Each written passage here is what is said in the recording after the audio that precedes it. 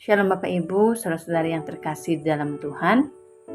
Pada pagi hari ini kita merenungkan kebenaran firman Tuhan dengan tema berkat Tuhan dari generasi ke generasi.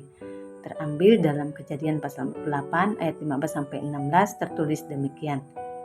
Sesudah itu diberkatinya Yusuf, katanya, "Nenekku dan ayahku Abraham dan Ishak telah hidup di hadapan Allah. Allah itu sebagai Allah yang telah menjadi gembalaku selama hidupku sampai sekarang, dan sebagai malaikat yang telah melepaskan aku dari segala bahaya. Dialah kiranya yang memberkati orang-orang muda ini, sehingga namaku serta nama nenek dan bapakku termasyhur oleh karena mereka, dan sehingga mereka bertambah-tambah menjadi jumlah yang besar di bumi."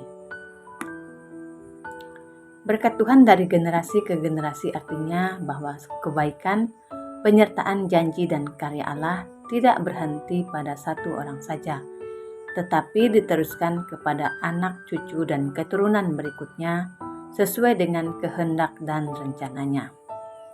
Dalam kitab Kejadian pasal 48 menceritakan tentang bagaimana Yakub memberkati Manasye dan Efraim. Di akhir hidupnya, Yakub memanggil Yusuf dan kedua anaknya Manasye dan Efraim. Secara fisik, Yakub sudah lemah, penglihatannya kabur, dan waktunya hampir selesai. Namun justru di saat itulah ia melakukan salah satu tindakan iman paling penting, yaitu memberkati generasi berikutnya. Yakub tidak hanya memberkati cucunya dengan kata-kata baik, tetapi ia mengaitkan hidup mereka dengan Allah yang setia dengan berkata, Allah Abraham, Ishak, dan Yakub. Ia menyadari satu hal penting, bahwa hidupnya mungkin akan berakhir, tetapi pekerjaan Tuhan tidak pernah berhenti. Ketika Yakub menumpangkan tangan, bahkan dengan cara yang tidak biasa, tangan kanan ke Efraim yang lebih muda, ia sedang menyatakan bahwa berkat Tuhan tidak selalu mengikuti aturan manusia, melainkan kehendak Allah.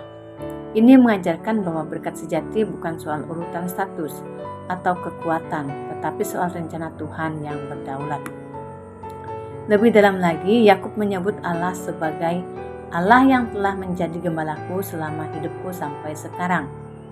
Artinya, Yakub tidak hanya mewariskan harta atau nama besar, tetapi kesaksian hidup bersama Tuhan. Ia seperti berkata, Allah yang memelihara aku, Dialah juga Allah yang sanggup memelihara kalian. Renungan ini menegur kita, apakah generasi setelah kita hanya menerima warisan materi atau juga menerima warisan iman? Berkat Tuhan dari generasi ke generasi bukan sesuatu yang otomatis, tetapi sesuatu yang diteruskan dengan sengaja melalui doa, teladan hidup, dan pengenalan akan Tuhan. Seringkali kita tidak tahu seperti apa masa depan anak-anak atau generasi selanjutnya. Namun kita bisa mendoakan mereka, memberkati mereka, dan menyerahkan hidup mereka ke dalam tangan Tuhan.